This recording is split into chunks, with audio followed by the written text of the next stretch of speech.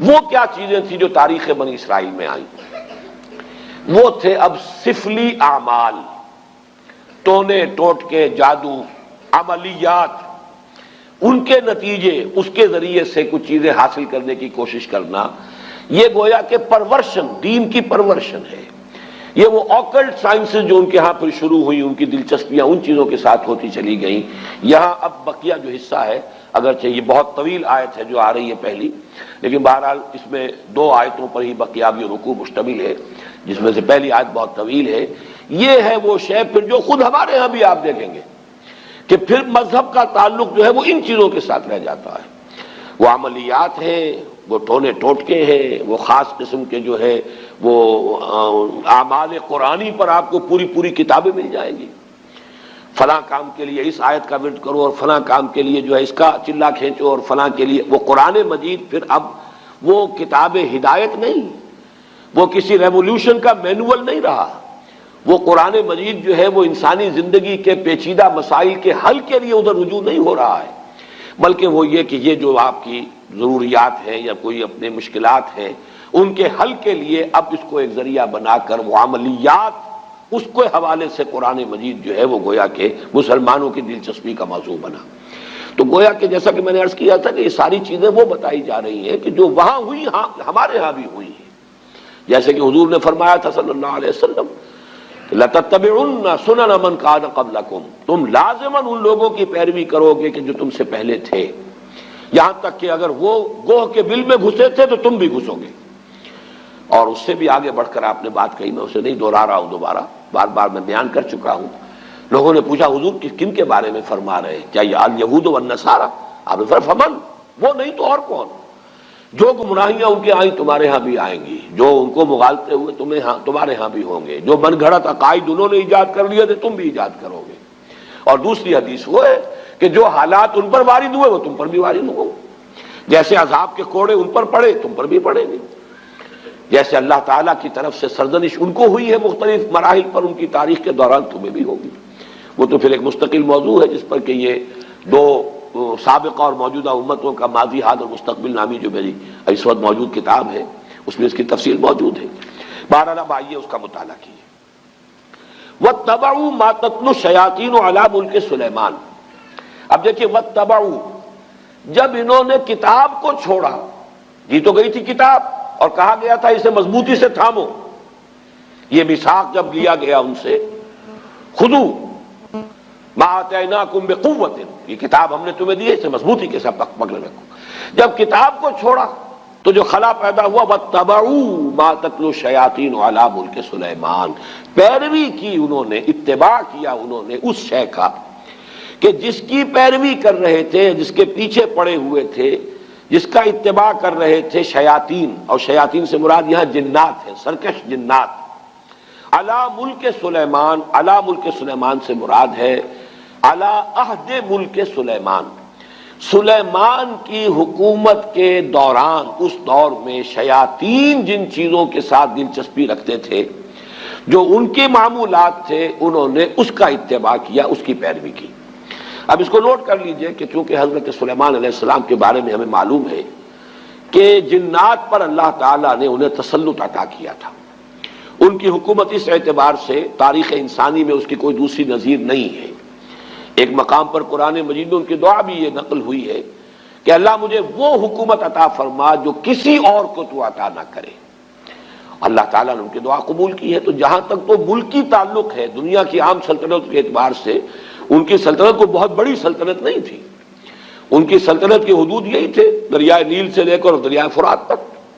اور اسی کو یہ لوگ اسی لیے کہتے ہیں کہ ہماری میراث ہے، یہ گریٹر اسرائیل جو ہے وہ نائل ٹو یوفریٹ، یہ ہے ہمارا، یہ علاقہ ہے، یہ ہماری میراث ہے، یہ یہاں پر گریٹر اسرائیل قائم کر کے رہیں گے۔ تو حضرت سلیمان علیہ السلام کی حدود مملکت تو کوئی ایسی لمبی چوڑی نہیں، دنیا میں اس سے بڑی بڑی سلطنتیں رہی ہیں، رومن امپائر اس سے کہیں بڑی رہی ہے، خود مسلمانوں کی سلطنت جو ہے وہ اس کا 20 گنا سلطنت جو ہے وہ تو حضرت عثمان کے زمانے میں ہو گئی تھی رضی اللہ تعالیٰ عنہ۔ اسی طریقے سے یہ سلطنت عثمانیہ جو آٹومان امپائر وہ کہیں بڑی تھی، لیکن یہ کہ اس کی جو نظیر جو نہیں ہے کسی اعتبار سے، جو کنٹرول انہیں ہوا پر دیا گیا، یعنی عناصر فطرت کے اوپر بھی جو کنٹرول دیا گیا، اسی طریقے سے جنات پر جو کنٹرول دیا گیا، اسی طریقے سے حیوانات پر، پرندوں پر، ان کو بھی استعمال کرنا، ان کی بولیاں جو ہیں ان کو بھی سمجھنا، یہ چیزیں ہیں در حقیقت ڈائمنشنز جو ہیں ان کے، جو اللہ تعالیٰ نے اقتدار انہیں عطا کیا تھا، اس کے ڈائمنشنز اتنے ہیں، ملٹی ڈائمنشنل، کہ اس کی کوئی دوسری نظیر نہیں ہے تاریخ انسانی کے اندر موجود۔ بہرحال اسی میں چونکہ یہ جنات بھی تھے، اس وقت گویا کہ انسانوں کا اختلاط ان جنات کے ساتھ رہا ہے، اور ان جنات کے اندر جہاں سرکش تھے، ویسے تو یہ کہ وہ سرکش بھی اس وقت تو ان کے تابع تھے، قرآن مجید میں موجود ہے، مقررین بالاسفاد، وہ زنجیروں کے اندر جکڑے ہوئے ہوتے تھے جبکہ کام ان سے لیا جا رہا تھا۔ وہ تو اللہ تعالیٰ نے خصوصی ایک معجزانہ غلبہ ہے جو حضرت سلیمان علیہ السلام کو پر عطا کیا تھا۔ لیکن ان کا جو اختلاط رہا انسانوں کے ساتھ، اس میں ان شیاطین جن نے یہ عملیات اور سفلیات اور یہ دھندے جو ہیں، یہ ان کے ہاں گویا کہ چھوت لگ گئی ان چیزوں کی بنی اسرائیل کو اسی زمانے میں۔ وَاتَّبَعُوا مَا تَتْلُو الشَّيَاطِينُ، یہ لفظ تتلو کو بھی سمجھ لیجئے، یہ تلاوت کا لفظ بھی اسی سے ہے، تلا یتلو تلاوتن، اس کے معنی پڑھنا، اور تلا یتلو تلون، اس کے معنی ہے پیروی کرنا۔ جیسے کہ آتا ہے چاند جو ہے وہ گویا کہ پیچھے پیچھے آتا ہے سورج کے، والشمس وضحاها والقمر اذا تلاها، تلاها سورج کے پیچھے آ رہا ہے، تو اتباع کرنا، پیچھے پیچھے چلنا۔ اور جب ہم تلاوت کرتے ہیں تو گویا کہ دونوں معنی موجود ہوتے ہیں، اس لیے کہ تلاوت میں آپ پڑھ رہے ہیں، وہ تو تلا یتلو تلاوتن ہو گیا، اور تلاوت میں آپ ٹیکسٹ کو فالو کر رہے ہوتے ہیں، بلکہ بعض لوگ جو ہیں تو آپ نے دیکھا ہوگا ان کی انگلی بھی ساتھ ساتھ چل رہی ہوتی ہے، تو گویا کہ وہ ساتھ ساتھ ٹیکسٹ کو فالو کر رہے ہیں۔ تو یہ دونوں جو مفہوم اس میں شامل ہیں۔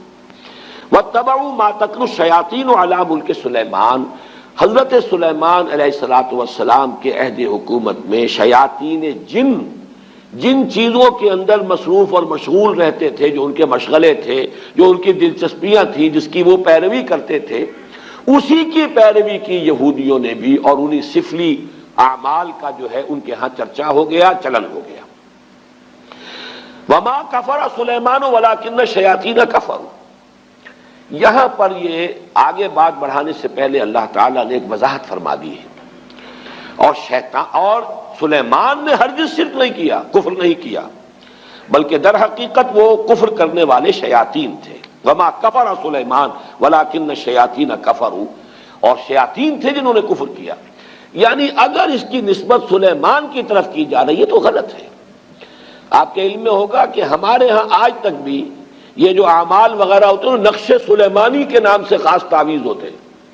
یہ وہی روایت چلی آ رہی ہے، حضرت سلیمان علیہ السلام کی طرف منسوب کیا انہوں نے، اور یہودیوں نے خاص طور پر بڑا بڑا ان کے اوپر الزام لگائے ہیں حضرت سلیمان علیہ السلام پر، اور ان کو جادوگر قرار دیا ہے۔ چنانچہ میں یہاں پہ آپ کو مولانا عبد الماجد دریابادی نے جو حوالے دیے ہیں، سلاطین جو ایک یعنی جو چیپٹر ہے تورات کا، اس میں حضرت سلیمان کے بارے میں یہ الفاظ موجود ہیں، اور جب سلیمان بوڑھا ہوا تو اس کی جوروؤں نے اس کے دل کو غیر معبودوں کی طرف مائل کر دیا، اور اس کا دل اپنے خدا کی طرف سے کامل نہ تھا۔ یہ بات حضرت سلیمان کے بارے میں تورات کہہ رہی ہے، معاذ اللہ۔ قرآن مجید میں آپ دیکھیں گے اکثر و بیشتر ایسے جب جملے آ جاتے ہیں کہ جیسے کہ ایک بات چلتے چلتے اچانک ایک بات اللہ تعالیٰ فرما دیتے ہیں، اور اس وقت وہ آدمی کو اگر معلوم نہ ہو تو حیران بھی ہوتا ہے کہ اس بات کے کہنے کی یہاں چندہ ضرورت نہیں تھی۔ جیسے سورہ قاف میں ہے، ہم نے آسمان اور زمین اور جو کچھ ان کے مابین ہے 6 دنوں میں پیدا کیا، وما مسنا من لغوب، اور ہمیں کوئی تکان نہیں طاری ہوئی، ہم پر کوئی تکان طاری نہیں ہوئی۔ مسلمان اس کو پڑھتے ہوئے حیران ہو جائے گا کہ کون شخص ہوگا جو یہ گمان کر سکتا ہے کہ اللہ کو تکان بھی لاحق ہو سکتی ہے۔ تو ایسی بات کی تردید کی ضرورت کیا ہے؟ یہ بات کھلتی کب ہے؟ جب آپ تورات پڑھیں، وہاں لکھا ہوا ہے کہ اللہ تعالیٰ نے آسمان اور زمین 6 دن میں پیدا کیے اور 7ویں دن آرام کیا۔ اب یہ جو آرام کا تصور ہے، یہی ہے در حقیقت ویکینڈ جو چلا آ رہا ہے ان کے ہاں، یہ 6 دن کام کرو 1 دن آرام کرو، یہ تصور پوری مغربی تہذیب کا ویکینڈ کا تصور یہ ہے کہ اللہ نے بھی آسمان اور زمین 6 دن میں پیدا کیے اور پھر 7ویں دن جو ہے اس نے آرام کیا، گویا کہ تکان لائق ہوئی۔ وہاں پر اب وہ چلتے چلتے وَلَقَدْ خَلَقْنَا السَّمَاوَاتِ وَالْأَرْضَ وَمَا بَيْنَهُمَا فِي 6 أَيَّامٍ وَمَا مَسَّنَا مِن لُغُوبٍ، ہمیں کوئی تکان کوئی تھکان طاری نہیں ہوئی۔ اسی طرح کا معاملہ یہاں ہے کہ چونکہ تورات کے مرتبین نے یہ سب کچھ کیا ہے، حضرت سلیمان علیہ السلام کے بارے میں تو میں آپ کو ایک اور جملہ سناتا ہوں، کیونکہ امام طبری نے اپنی اس جو ان کی علامہ ابن جریر طبری نے اپنی تفسیر میں اس کو نقل کیا ہے، وہ بھی میں سناؤں گا، لیکن ایک دوسرا اور بھی قول جو مولانا عبد الماجد دریابادی نے نقل کیا ہے، سو از بس کہ اس کا دل خداوند اسرائیل کے خدا کی جانب سے برگشتہ ہوا، اس لیے خداوند سلیمان پر غضبناک ہوا، اور اس نے اسے حکم دیا تھا کہ وہ اجنبی معبودوں کی پیروی نہ کرے، پر اس نے اپنے خداوند کے حکم کو یاد نہ رکھا۔ وہی کنگز سلاطین نامی جو چیپٹر ہے اولڈ ٹیسٹمنٹ کا، اسی سے یہ دونوں میں نے آپ کو حوالے سنائے ہیں، اس کی نفی ہے جو قرآن نے یہاں کیا ہے، وما کفر سلیمان ولکن الشیاطین کفروا۔ سلیمان تو ہمارے بندے، ہمارے نبی اور ہمارے پسندیدہ بندے، ان کی طرف اس طرح کی نسبت کرنا جو ہے یہ غلط ہے، یہ شیاطین تھے، وہاں جنات تھے، اس وقت چونکہ رہا اختلاط، انہوں نے یہ سارا جو ہے کفر پھیلایا، اور یہ سارے سفلی علوم جو ہے وہ ان کے ذریعے سے یہودیوں کے اندر سرایت کر گئے۔ یہاں میں علامہ ابن جریر طبری کا بھی حوالہ آپ کو سنا دوں، قال بعض احبار الیہود، علامہ ابن جریر فرماتے ہیں کہ یہود کے بڑے بڑے علماء میں سے بعض نے یہ کہا ہے، وہ یہ کہتے تھے آپس میں، الا تعجبون من محمد، آپس میں گفتگو کرتے ہیں، تمہیں تعجب نہیں ہوتا محمد پر صلی اللہ علیہ وسلم، یزعم ان ابن داؤد کان نبیا، وہ یہ بتا رہا ہے، کہہ رہا ہے محمد صلی اللہ علیہ وسلم کہ ابن داؤد یعنی حضرت داؤد کے بیٹے تھے حضرت سلیمان، وہ نبی تھے، وما کان الا ساحرا، وہ تو سوائے ایک جادوگر کے کوئی تھا ہی نہیں۔ سلیمان کی یہ شان ہے جو تورات کے یہ مرتبین جو ہے انہوں نے اپنے ہاں درج کی ہوئی ہے۔ تو اس کی نفی قرآن مجید نے یہاں کی ہے۔ جہاں جہاں موقع ملتا ہے، جو بھی پردے ڈال دیے گئے تھے انبیاء کی سیرت و کردار پر، یا داغدار کر دیا گیا تھا، قرآن مجید نے ان داغوں کو، دھبوں کو دھویا ہے